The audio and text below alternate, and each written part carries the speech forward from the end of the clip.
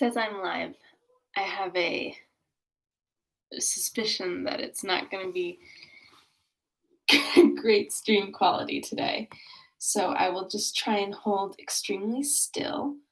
Um, and hopefully someone will show up to witness me holding extremely still. My roommates are back. Two of them, they're downstairs watching Hannah Montana, which you hopefully can't hear because I think YouTube will not appreciate that if Hannah in the background. I think that's grounds for immediately canceling my stream and not telling me about it before they do it. So yeah, that is, let's see, I talked to Patricia this morning. It was a very nice talk. I had a great, grand old time. Oh, I'm sitting on the floor of my roommate's room because my roommate is still snoozing and my other two roommates are downstairs eating breakfast. So I ended up in here for my stream. But today I need to go and buy a birthday present for my little brother because I haven't done that yet. And I'm really bad with birthdays, and there's absolutely no way it's going to make it to him in time. But the worst part of this all is that means I have to go to Westwood, where I've been trying to avoid because even though I'm like lonely and want to see people, I'm also like I don't want to see people unwillingly, Like if I get surprised by someone in the Rocket Fizz at Westwood, I'm gonna be sad. So that's my sordid tale of woe. I'm finally gonna do a Instagram story post announcing that I'm doing this because as much as I love you, one random citizen, I would like some chat friends. I've been missing that, but I support you, my friend. Who are you maybe? So yeah, that's what I'm doing with my day. Not abundantly exciting. I watched a lot. Oh, I have two people.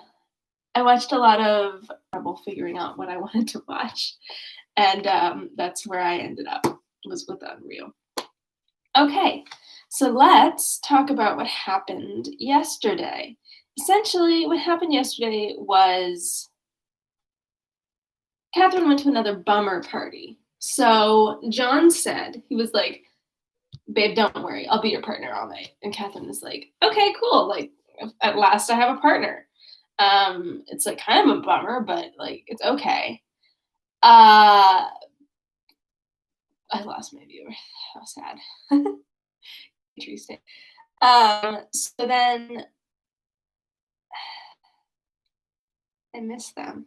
Come back. What happened? Okay. So John's gonna be your partner all night. She's like, great, can't wait. So they go to the ball and he like immediately or like they dance for a while and she's like, this stinks. I do not like this guy. I do not like his friends. Like maybe I just have really bad quality. Who knows? Who knows? Not me. No one's texting me about it anyways. So Isabella is, of course, engaged to James the whole evening. And Isabella and James are having a grand old time. So Kat is like, great, I can't talk to either of them. So she's engaged, quote unquote, to dance with John all evening. But then guess who shows up? Mr. Tilney, and he's got a girl. But Catherine's like, she's like, I'm not going to hit that sweet, sweet panic button. I am going to be chill. I am going to realistically, it is his sister, which indeed she is. So of course Mr. Tilney comes over and he's like, hey, do you want to dance? And she's like, alas, I am engaged to Mr. Puffy Pants, who doesn't really want to talk to me and just wants to talk about carriages all the time. And he's like, oh, that's a bummer. Okay, see ya. And she's like, damn it, the one guy I wanted to talk to.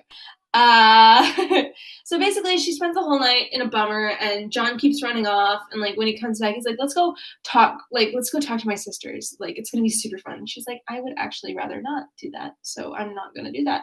So basically she just like chills with the moms all night, which is like a bummer way to spend a party, which is the way that she continually spends parties. So stinks to be Catherine, but let's see what happens this chapter of Northanger Abbey. Okay.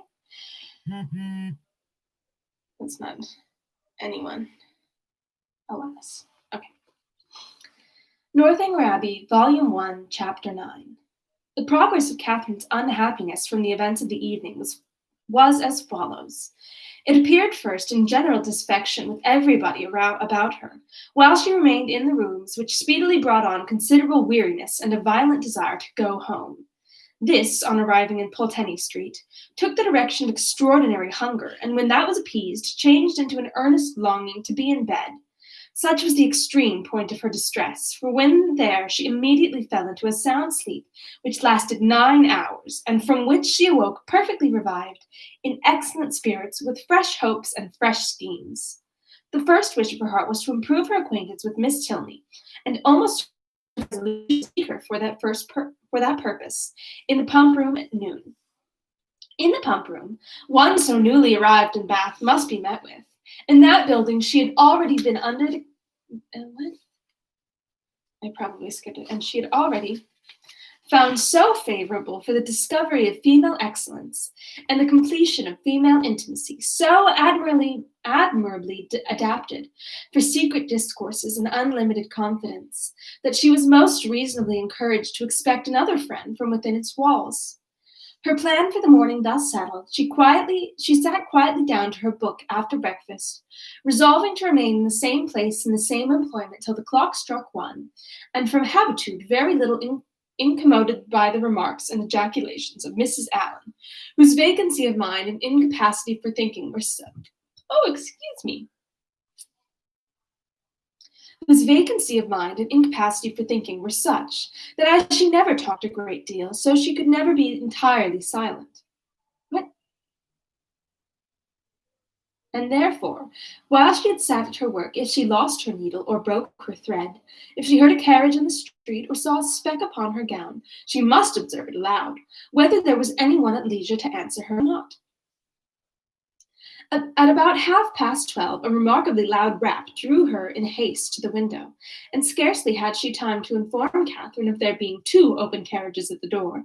In the first, only a servant, her brother driving Mrs. Thorpe in the second, before John Thorpe came running upstairs, calling out, "Well, Miss Morland, here I am. Have you been waiting long? We could not come before.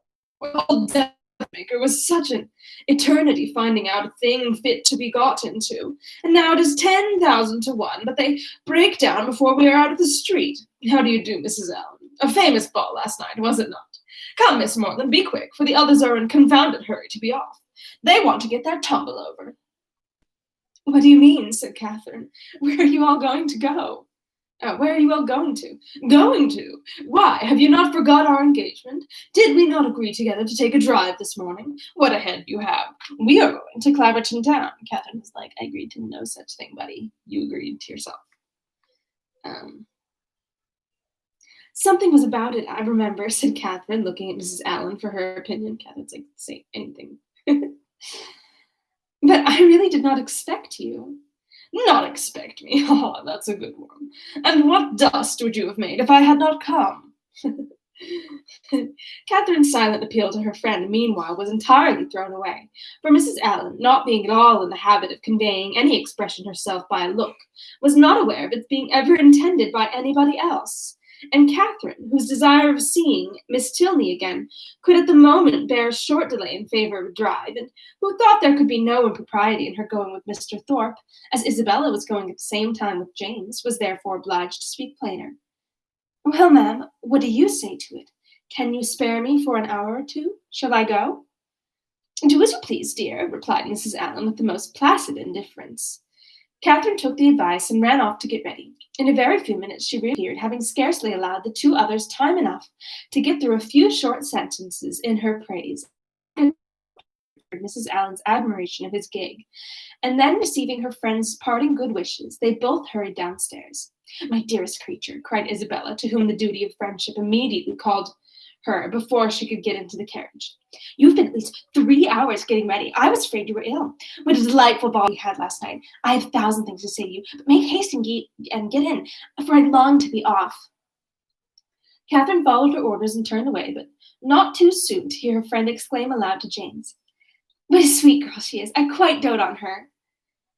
"You will not be frightened, Miss Morland," said Thorpe as he handed her in. "If my horse should dance about a little at first, setting off, he will most likely give a plunge or two and perhaps take a rest for a minute, but he will soon know his master. He is full of spirits, playful as can be, but there is no vice in him."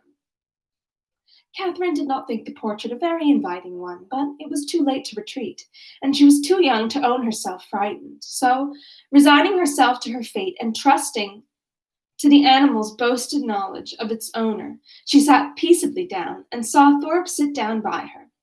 Everything being then arranged, the servant who stood at the horse's head was bid in an important voice to let him go, and off they went in the quietest manner imaginable, without plunge or caper or anything like one.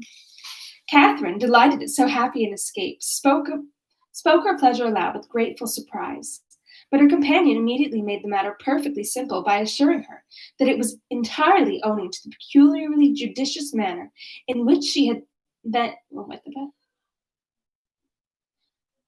entirely owing to the peculiarly I hate that word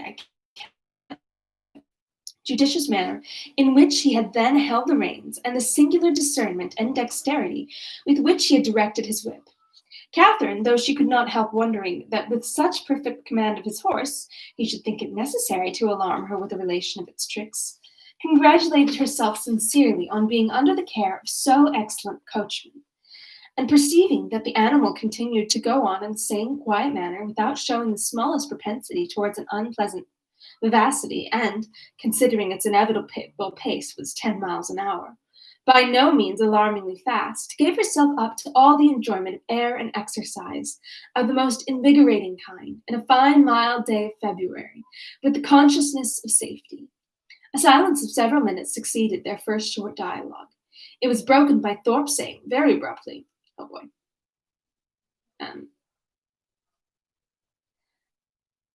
this is a anti-Semitic remark that is about to happen from Thorpe, so we didn't expect much, but it's here. Thorpe says, "Old Alan is as rich as a Jew, is he not?" Gross. And problematic.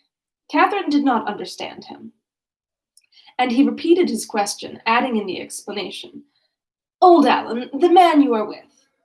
"Oh, Mr. Allen, you mean. Thank you, Catherine. Yes, I believe he is very rich." "And no children at all?" "No, not any."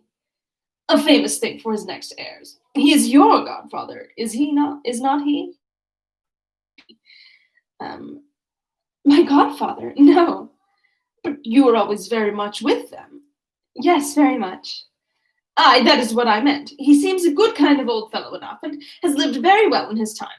I dare say. He is not gouty for nothing. Does he drink his bottle a day now?" "His bottle a day? No. Why should you think such a thing? He is a very temperate man, and you could not fancy him in liquor late and you could not fancy him in liquor last night." "Lord help you. You women are always thinking of men's being in liquor. Why, you do not suppose a man is overset by a bottle. I am sure of this, that if everybody was to drink their bottle a day, there would not be half the disorders in the world there are now. It would be a famous good thing for us all." "I cannot believe it." "Oh, Lord, it would be the saving of thousands. There is not the 100th part of wine consumed in this kingdom that there ought to be. Our foggy climate wants help." "And yet I have heard that there is a great deal of wine drank in Oxford." "Oxford! There is no drinking at Oxford now, I assure you. Nobody drinks there. You would hardly meet with a man who goes beyond his 4 pints at the utmost." Wait a minute. "Now, for instance, it was reckoned a remarkable thing at the last party in my rooms, that upon an average we cleared about 5 pints a head. It was looked upon as something out of the common way. Mine, it's famous good stuff, to be sure.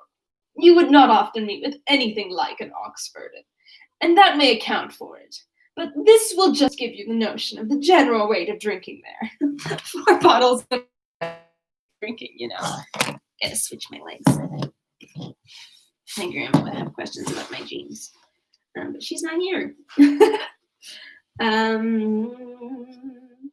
Yes, it does give a notion," said Catherine warmly. and that is that you all drank a great deal more wine than I thought you did. However, I am sure James does not drink so much." This declaration brought on a loud and overpowering reply, of which no part was very distinct, except the frequent exclamations, amounting almost to oaths, which adjoined it, and Catherine was left where it ended, with rather strengthened belief of there being a great deal of wine drank in Oxford, and the same happy conviction of her brother's comparative sobriety.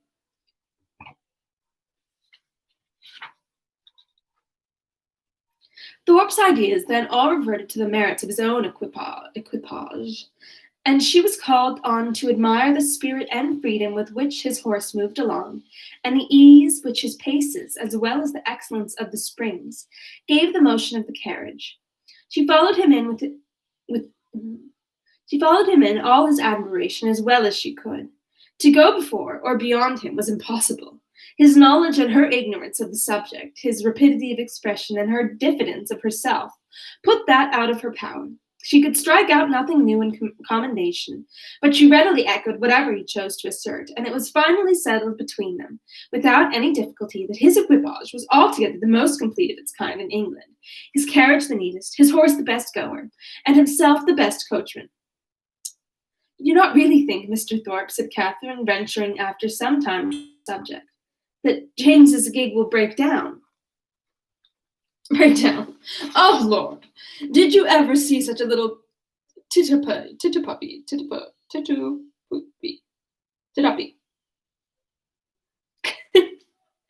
you ever see such a little tituppy thing in your life? There's not a sound piece of iron about it. The wheels have been fairly worn out these 10 years at least, and for the body, upon my soul, you might shake it to pieces yourself with a touch. It is the most devilish little rickety business I ever beheld. Thank God, we have got a better. I would not be bound to go 2 miles in it for £50,000. Buzz. "Good heavens!" cried Catherine, quite frightened. "Then pray let us turn back. They will certainly meet with an accident if we go on. Do let us turn back, Mr. Thorpe. Stop and speak to my brother and tell him how very unsafe it is." "Unsafe? Oh, Lord! What is there in that? They will only get a roll if it does break down, and there's plenty of dirt. It will be excellent falling. Oh, curse it, the carriage is safe enough if a man knows how to drive it. A thing of that sort in good hands will last above 20 years after it is fairly worn out. Lord bless you, I would not undertake for £5 to drive it to York and back without losing a nail." Catherine listened with astonishment. She knew not how to reconcile two such very different accounts of the same thing, for she had not been brought up to understand the propensities of a rattle, not to know how many idle assertions and impudent falsehoods the excess of vanity will lead. Her own family were plain matter-of-fact people who seldom aimed at wit of any kind. Her father, at the utmost, being contented with a pun, and her mother with a proverb. They were not in the habit, therefore, of telling lies to increase their importance, or of asserting at one moment that they would contradict the next. She reflected on the affair for some time in much perplexity, and was more than once on the point of requesting from Mr. Thorpe a clear insight into his real opinion on the subject, but she checked herself, because it appeared to her that he did not excel in giving those clearer insights, in making those things plain which he had before made ambiguous, and joining to this the consideration that he would not really suffer his sister and his friend to be exposed to a danger from which he might easily preserve them. She concluded at last that he must know the carriage to be in fact perfectly safe, and therefore would alarm herself no longer. We love it. She's thinking herself out of this. By him, the whole matter seemed entirely forgotten, and the rest of his conversation, or rather talk, began and ended with himself and his own concerns. He told her of horses which he had bought for a trifle and sold for incredible sums, of racing matches in which his judgment had infallibly foretold the winner, of shooting parties in which he had killed more birds, though without having one good shot, than all his companions together, and described to her some famous day's sport with the foxhounds, in which his foresight and skill in directing the dogs had repaired the mistakes of the most inexperienced huntsman, and in which the boldness of his riding, though it had never endangered his own life for a moment, had been constantly leading others into difficulties, which he calmly concluded had broken the necks of many. What? I would just love to see this guy like be regular at all of these things. So just love to be like, oh my God, like that's so funny that you didn't totally dominate everyone. Interesting how that worked out for you. Littlest Catherine was in the habit of judging for herself, and unfixed as were her general notions of what men ought to be. She could not entirely repress a doubt, while she bore with the effusions of his endless conceit, of his being altogether completely agreeable. It was a bold surmise, for he was Isabella's brother, and she had been assured by James that his manners would recommend him to all her sex. But in spite of this, the extreme weariness of his company, which crept over her before they had been out an hour, and which continued unceasingly to increase till they stopped in Pulteney Street again, induced her, in some small degree, to resist such high authority and to distrust his powers of giving universal pleasure. When they arrived at Mrs. Allen's door, the astonishment of Isabella was hardly to be expressed on finding that it was too late in the day for them to attend her friend into the house. Past 3 o'clock! It was inconceivable, incredible, impossible. But she would neither believe her own watch, nor her brother's, nor the servants'. She would believe no assurance of it founded on reason or reality, till Morland produced his watch and ascertained the fact. To have doubted a moment longer then would have been equally inconceivable, incredible, impossible. She could only protest over and over again that no 2 hours and a half had ever gone off so swiftly before, as Catherine was called on to confirm. Catherine could not tell a falsehood even to please Isabella, but the latter was spared the misery of her friend's dissenting voice by not waiting for her answer.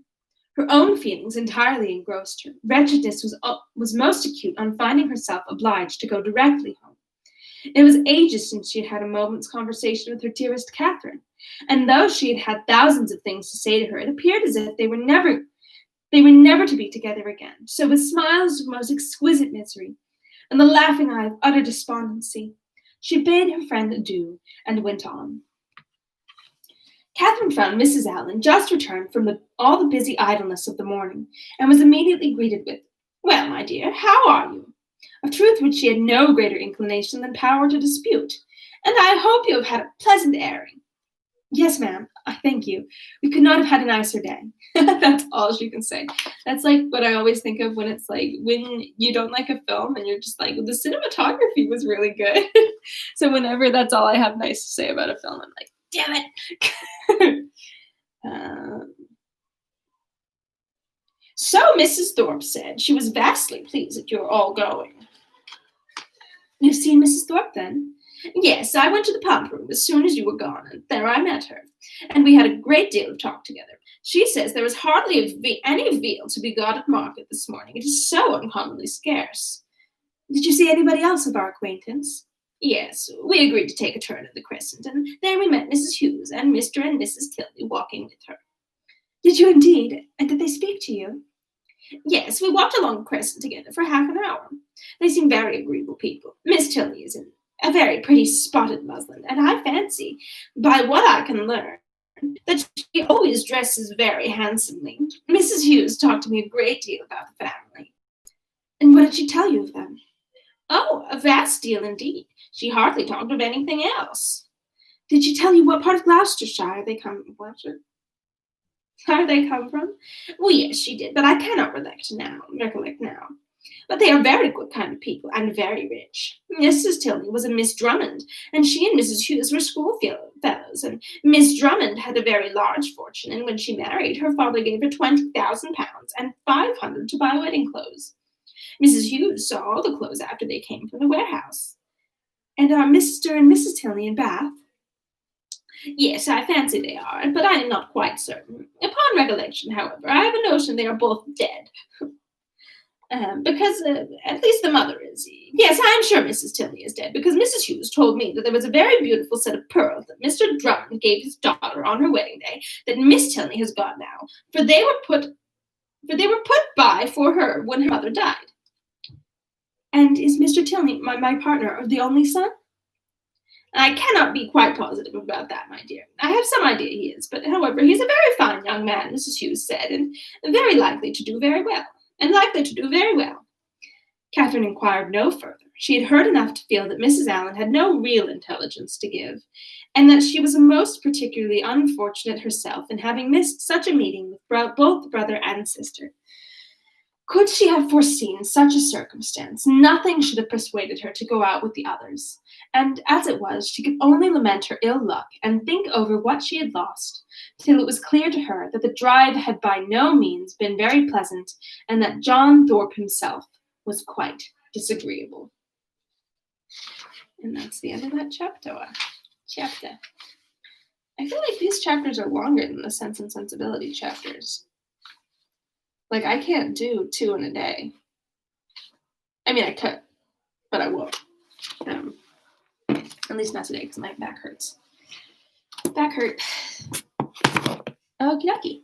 Well, thanks for joining in. I'm like, how gothic does this get, Jane? I want to know. Are there skeletons? Oh, like, was it ever Laurentina's skeleton? Did we discover that? I want to know. I want lightning. I want a scary house. That's what I like. I have no idea what to expect from this, because right now it's like pretty like standard Jane Austen fare. I'm not sure if Tilney is like the man of our dreams or not. I feel like he's not as charming. Not charming. He's not. I guess charming is right for whoever Eleanor marries. What was his name? Hugh Grant? I can't remember. He's not as charming, like as endearing as Edward. Edward! Colonel Brandon, you really feel for. Darcy is just like, I mean, he's Mr. Darcy. I guess Darcy's like the typical like brooder. He's not brooding. He's like, he just seems a little too accessible right now to be a Jane Austen love interest. That's my take. Okie doke. I'm going to go buy some soda pop for my little brother, because that's all I can think of to give him. I like this. It's my, like, as opposed to Donald Trump's tiny hand, this is my humongous hand. Forced perspective, baby. Okay, I think forced perspective is really cool. I don't know. There's like a Disney movie called like The Leprechauns that my professor showed us. We didn't watch all of it, but it's all about forced perspective. Okay. I'm going to sign off for today. Thank you for joining me. Tomorrow is Thursday, so that means I'll be in at 1:30 after my day of work at my internship. Well, in the middle, exactly in the middle. Okay, so thank you for tuning in. I enjoy this every day. Thank you, my one friend. I see you. Hope you're having a good day, and that you get to do something fun. I really want my glasses to stay on my head, but my head is just like, no, we don't keep those here. Okie doke. Thank you dearly for showing up for me, and maybe for you too. Hopefully it's fun for you. Okay. Goodbye. See you soon. Au revoir.